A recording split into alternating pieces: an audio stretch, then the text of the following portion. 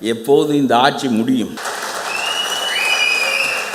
பொழுது விடியாதா புத்தாட்சி மலராதா என்று நாம் எதிர்பார்த்து கொண்டிருந்த காலம் மிகவும் நெருங்கிவிட்டது. இந்த கூட்டத்தினுடைய சிறப்பு எடப்பாடியார் கலந்து கொள்வதுதான்.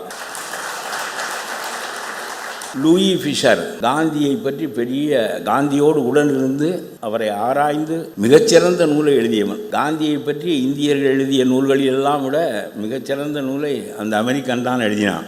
அவன் சொல்லுவான், நான் வீதியிலே நடந்து போகின்ற போது காந்தி என்னை கடந்து போயிருந்தால் நான் அவரை கண்டுகொள்ள தவறி இருப்பேன் என்று சொல்லுவான்.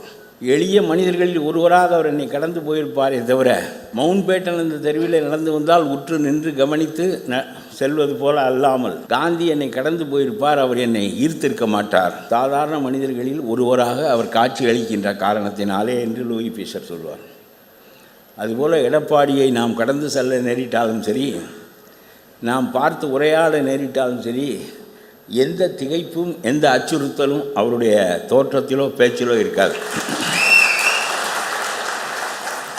நம்முடைய கிராமத்தில் உள்ள ஒரு விவசாயி ஒரு பெருமகனோடு பேசி கொண்டிருக்கின்ற உணர்வு தான் நமக்கு ஏற்படுமே தவிர, அதற்கு மீறி அவர் எவ்வளவு பெரிய பதவியில் இருக்கின்ற போதும் அப்படித்தான் இருந்தார், பதவியில் இல்லாத போதும் அப்படித்தான் இருக்கின்றார் என்பதுதான்.